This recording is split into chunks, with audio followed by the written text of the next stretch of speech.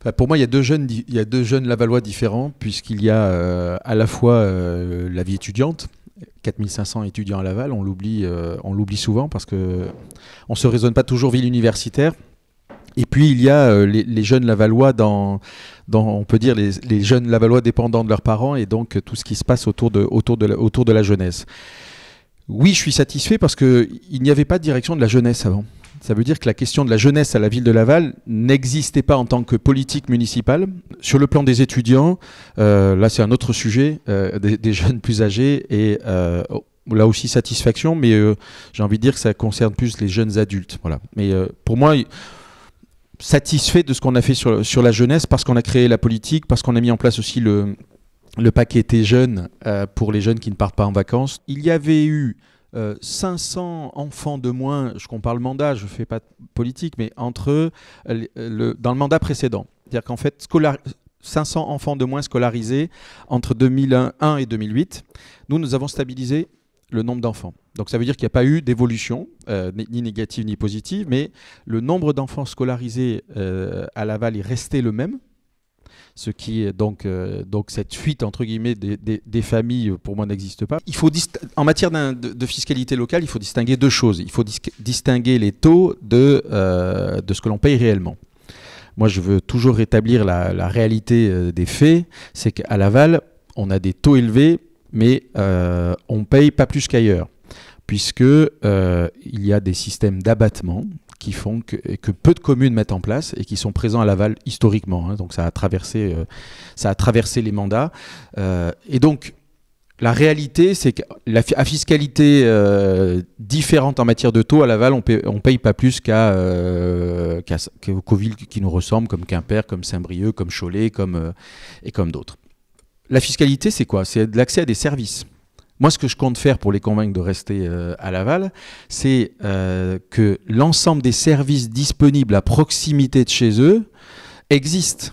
Et que dans le coût éventuel de déménagement qu'il y aurait, si on prend votre cas ou votre simulation, en première ou deuxième couronne, c'est s'éloignant de ces services, les coûts qui seraient induits par ce déménagement seraient beaucoup plus élevés. Donc ce qui m'intéresse, moi, c'est conforter la présence de services de proximité. C'est ce qui fait que la fiscalité de Laval, en fait, est très avantageuse pour l'ensemble des Lavallois et elle est encore plus pour les Lavallois avec famille. Moi, je suis garant d'un service qui doit être rendu à tous, puisque moi, ce qui m'interroge parfois, on a tous, à un moment donné, croisé un service municipal qu'on voudrait supprimer. Mais les personnes âgées se disent, moi, j'ai pas forcément besoin des crèches. Les jeunes parents se disent, mais pourquoi la mairie détient-elle des maisons, des établissements pour personnes âgées? On donne trop pour le sport, on fait trop pour la culture. Enfin, vous voyez ce que je veux dire? Un maire, c'est quelqu'un qui est garant d'un service rendu à l'échelle de 55 000 habitants. C'est pas simplement de dire, je pourrais faire des économies sur tel ou tel point. Moi, je suis pas là pour défendre tout le monde, je garantis l'équilibre. La cohésion sociale, moi, c'est ça qui m'intéresse. Et la cohésion sociale, c'est s'attacher à chaque Lavallois, où qu'il habite, quelle que soit sa condition et ses activités. Bon, je vais exclure tout de suite l'espace Mayenne. Pour moi, bon, espace événementiel, culturel, oui, mais spectacle, 3-4 000 personnes, donc je vais le sortir du jeu. Saint-Julien, c'est d'abord répondre à l'urgence de l'état actuel des bâtiments du conservatoire, avant même de réfléchir à autre chose. Donc, c'est déjà, parce que là aussi, il faut imaginer que le nombre d'enfants accueillis au conservatoire a plus que doublé pendant la période.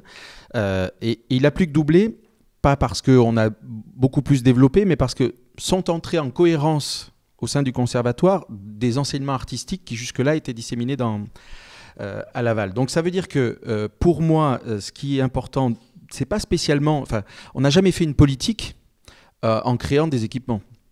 En revanche, il faut que les équipements qu'on a aujourd'hui soient au niveau de l'ambition qu'on se donne. En matière d'emploi, moi, il y a quelque chose qui me révolte un peu, c'est qu'aujourd'hui, on a des emplois non pourvus. Pour moi, ce qui me fait le plus mal, c'est ça. C'est qu'il y a des emplois non pourvus, plusieurs centaines d'emplois non pourvus sur le territoire de l'agglomération. Et donc, ça veut dire que collectivement, et je mettrai les collectivités, les organismes de formation et les entreprises elles-mêmes, on ne travaille pas encore assez ensemble pour créer cette adéquation entre les demandeurs d'emploi d'un côté et ces emplois non pourvus. Donc ça doit être une priorité absolue. Pour moi. 2 points très importants dans ce schéma de cohérence territoriale qui rassemble l'agglomération de Laval et le Pays de Loiran, donc 35 communes. Premier point, le SCOT dit qu'il n'y a pas d'extension de zone commerciale. C'est très important. Ça veut dire qu'on gèle les surfaces actuelles. Pas d'extension nouvelle. Mais je vous le dis, c'est écrit. Pas d'extension nouvelle. Donc ça, c'est important.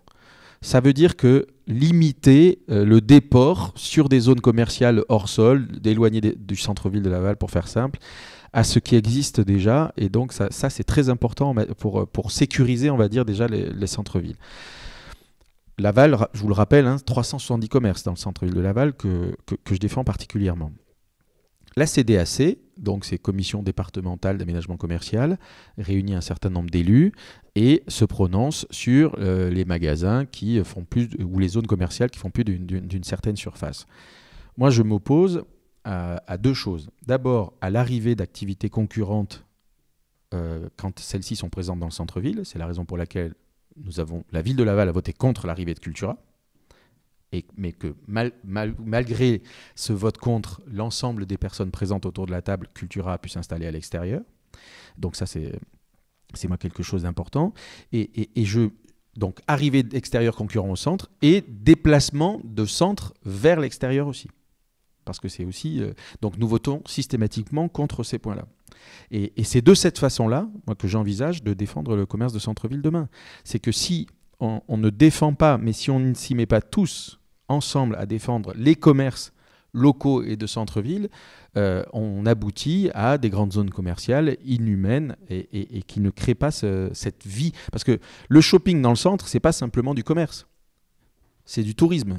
C'est de l'attractivité, c'est du plaisir d'être assis aux terrasses. Donc c'est de cette façon-là que j'envisage, si vous voulez, de défendre le commerce en centre-ville et l'évitement de construction commerciale nouvelle.